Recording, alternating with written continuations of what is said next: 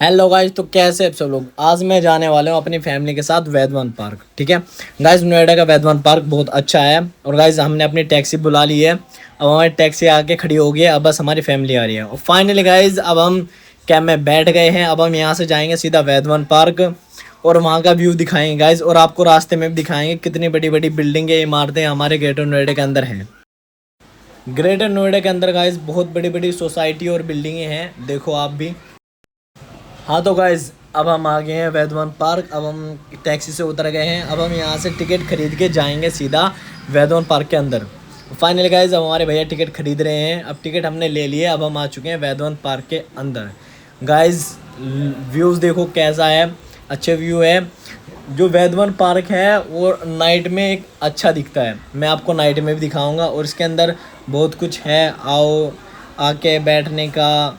और कपल वगैरह सिंगल सभी आते हैं। गाइज ये उन लोगों के हाथ हैं जिन लोगों ने ताजमहल का निर्माण करा था। उसके बाद में उन लोगों के हाथ यहाँ पे काट करके लगा दिए गए थे दुनिया को दिखाने के लिए।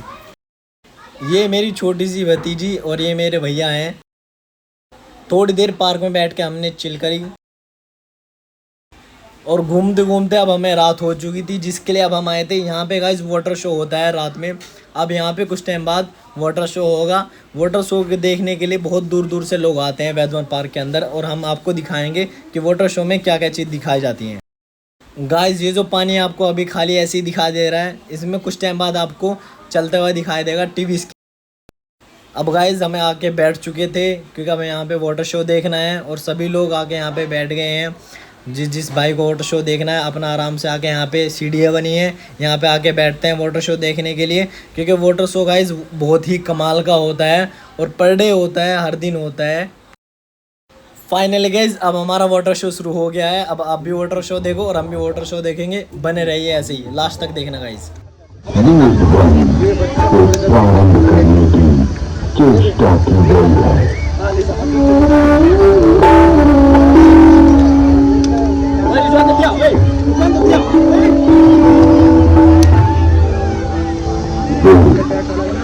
परम पिता परमात्मा की पवित्र वाणी जो सृष्टि के प्रारंभ में मानव मात्र के कल्याण के लिए अग्नि, वायु, आदित्य, अंगिरा इन चार ऋषियों के पवित्र अंतःकरण में उद्भूत हुई। तत्व ज्ञान की दृष्टि से वेद एक है, किंतु विषय विभाग की दृष्टि से इसे चार भागों में बांटा गया है।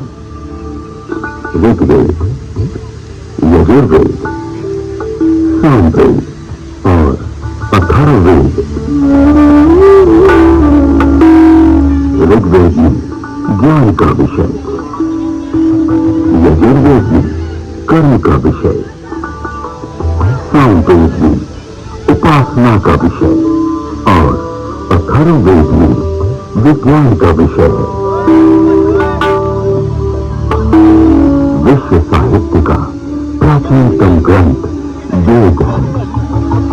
मानव जाति के प्राचीनतम ग्रंथ होने के कारण उस समय की सभ्यता, संस्कृति, आचार विचार और कर्तव्य आदि को जानने का स्रोत वेद है। भारतीय दर्शन, साहित्य, ललित कला, संगीत, ज्योतिष, ज्ञान विज्ञान वेदों में है। वस्तुतः वेद संसार की समस्त पदार्थों का बोध कराते हैं। वेद के भाष्यकार आचार्य प्राप्ति एवं परिहार के अलौकिक उपायों को बतलाने वाले ग्रंथ वेद है। सबसे गहरा पूजनीय और यजनीय परमात्मा से ऋग्वेद, यजुर्वेद, सामवेद और अथर्ववेद प्रकट हुए हैं।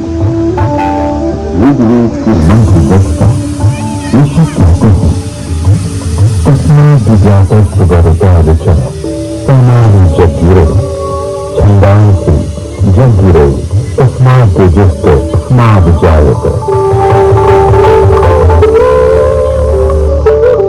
ऋग्वेद, जिसके द्वारा विभिन्न देवताओं की स्तुति की जाती, उसे ऋग कहते हैं।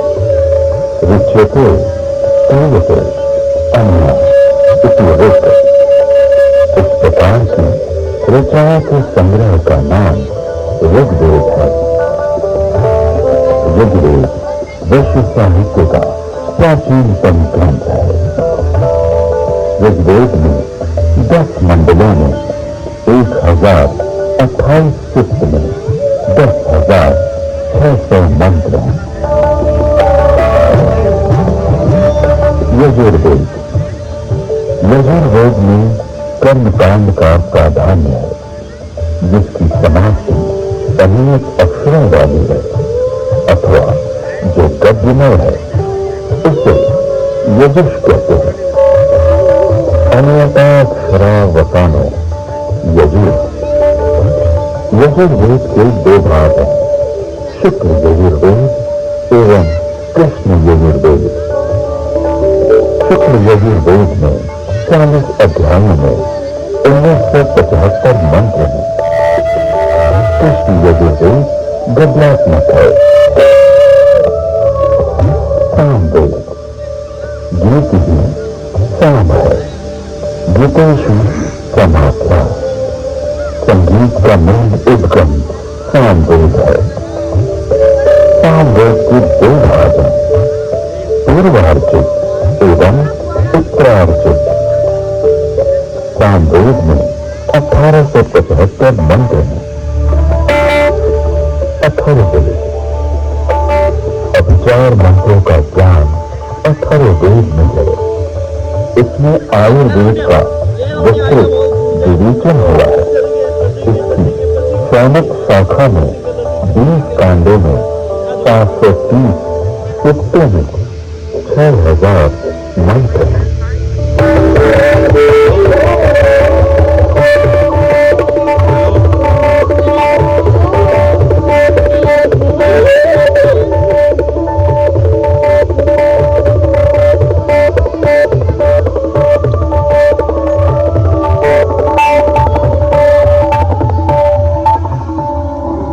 प्राचीन काल में वेद श्रुति परंपरा से अक्षुण्ण रहे।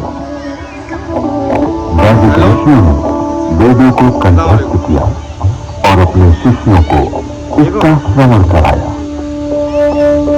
शिष्यों ने सुनकर वेदों को कंठस्थ किया और उन्होंने अपने शिष्यों को सुनाकर कंठस्थ कराया। इस प्रकार श्रुति परंपरा वेद अक्षर बने रहे।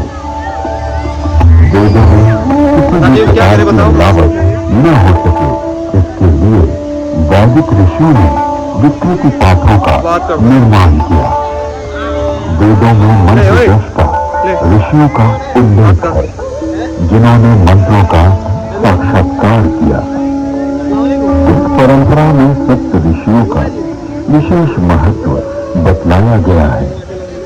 सप्त ऋषियों का वशिष्ठ, उपनिषद एवं पुराणों में मिलता है। ये 7 ऋषि हैं: वशिष्ठ,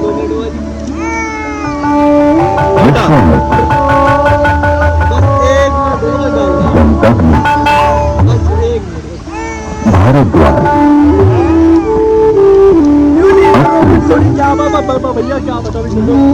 गौतम, अगस्त्य। वेदों में अनेक ऋषिकाओं का भी उल्लेख है। इन ऋषियों की परंपरा का। हाँ तो गाइज, अब वाटर शो ख़त्म हो चुका था, जिससे कि अब सभी लोग घर जा रहे थे अपने अपने, क्योंकि रात भी हो चुकी थी। वाटर शो देखने के लोग आते हैं, अब वो हो गया तो अब सब लोग अपने घर जा रहे हैं। यहाँ पे इतनी बड़ी बड़ी बिल्डिंगें हैं गाइज, व्यू अलग ही आता है। आप कभी आना वैदवन पार्क ग्रेटर नोएडा के, आप देखो क्या सुंदर है, लाइटें लगी हैं अच्छी से अच्छी। अब मैं आपको ले जाने वाला हूँ वैदवन पार्क के जिम। यहाँ पे जिम भी बना हुआ है और एक बहुत बड़ा घंटा भी है, वो मैं आपको दिखाऊँ। हाँ तो गाइज ये हमारे वेदवन पार्क का जिम है, जिससे सोसाइटी के लोग आके यहाँ पे थोड़ा एक्सरसाइज वगैरह करते हैं, जिससे कि बॉडी संतुलन में रहे। हाँ तो गाइज ये वो घंटा है जिसकी मैं बात कर रहा था। ये सबसे बड़ा घंटा है, वैधवन पार्क के अंदर लगा है। काफ़ी बड़ा घंटा है, इसमें टाइम बिल्कुल सही चलता है, एक्यूरेट। जो टाइम अब हो रहा है इसी टाइम हम घूम। फाइनली गाइज सब कुछ देख के अब हम जा रहे हैं यहाँ से घर। आते टाइम में हम लोगों को रात बहुत हो चुकी थी, जिससे कि हमें जाम बहुत मिला, ट्रैफिक का बहुत सामना करना पड़ा। अब गाइज रात हो रही है, तो अब धीरे धीरे जाके सभी लोग अपने ड्यूटी से निकल रहे हैं, घर पे जाएंगे। और जाम तो गाइस था ही, जाम के साथ साथ रोडों पे पानी भरा हुआ था, जिससे और दिक्कत हो रही थी आने जाने में। हाँ तो मेरे दोस्तों, जैसे कि आप सभी ने देखा कि आज हम गए थे वैधवन पार्क में घूमने। गाइस बने रहिए, देखते रहिए। ओके बाय, गुड नाइट, सभी ठीक रहो, खुश रहो, बाय।